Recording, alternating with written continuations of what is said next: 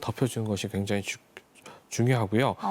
따뜻하게 환부를 덮여주거나 근육 마사지를 하면서 병원을 내원하는 게 좋은데 안면마비 같은 경우에는 집에서 이런 온찜질 마사지보다는 네. 병원을 빨리 바로 방문하는 것이 더 중요합니다. 초기 치료가 중요하다고 제가 말씀드렸습니다. 알겠습니다. 네. 자, 이처럼 겨울철에 갖가지 한랭 질환을 통한 환자가 좀 늘어가는 계절인 것 같은데요. 한의학에서는 어떤 치료를 좀 주로 해주실까요?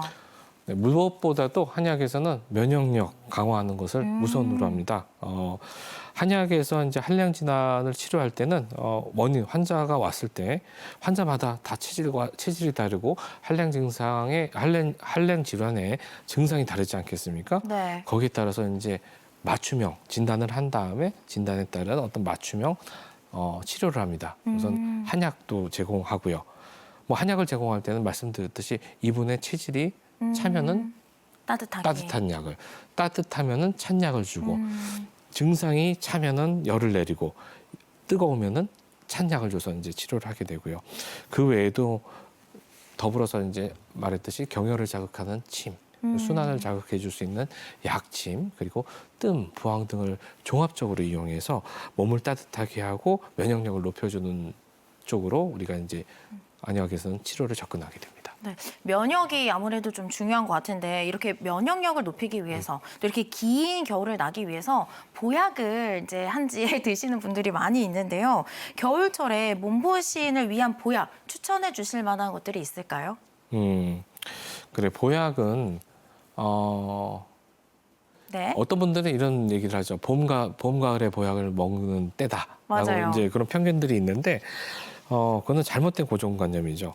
왜죠? 보약은 한약을 처방하는 여러 가지 방법 중에 하나인데 보약이라는 개념은 신체의 구성 성분, 그러니까 증상, 신체가 어느 정도로 약해졌을 때 그 약해진 것을 보충해주기 위해서 먹는 약을 한약 중에 보약이라고 합니다. 내내 필요하겠네요, 그러면. 그렇죠. 그렇기 때문에 계절에 따라서 쓰이는 보약이 다를 뿐입니다. 그래서 예를 들면 봄에는 어떤 뭐 웅크러진 겨울 동안 우그러져 있던 기운이 퍼지잖아요. 네. 그러니까 퍼져주는 기운을 복돋우기 위해서 비위장을 튼튼하게 해주는 보약이 필요하고 네. 또 여름에는 덥잖아요. 그래서 맞아요. 말초혈관을 확장하고 땀 많이 흘리니까 그리고 여기에 맞춰서 기운을 넣어주는 보약이 필요할 거고요. 가을 같은 경우에는 또 이제 수렴하는 계절이기 때문에 거기에 또 맞는 보약이 필요할 거고요. 또 겨울은 춥고 건조하지 않습니까? 네. 그렇기 때문에 이제 몸의 방어 체계가 약해졌기 때문에 거기에 맞는 호흡기 질환이나 면역계 질환에 필요한 보약을 사용하게 되는 거죠. 뭐 그 외에도 이제 면역력이 약한 어린이들이나 노인의 경우에는 공기 중에 떠도는 바이러스나 이제 세균의 감염이 용이하지 않겠습니까? 이게 네. 면역 관리가 더 신경을 써야 되니까 이런 분들한테는 더 보약이 더 많이 필요하고요. 그래서 우리가 만약에 겨울철 원기 회복이나 겨울철에 필요한 보약이 무엇이 있을까요? 하면은 크게는 세 가지를 제가 추천을 드릴 수는 있습니다. 뭐가 있을까요? 쌍화탕이나 공진단, 경호골을 처방할 수 있는데 셋 다 많이 들어본 약일 겁니다. 익숙합니다. 네.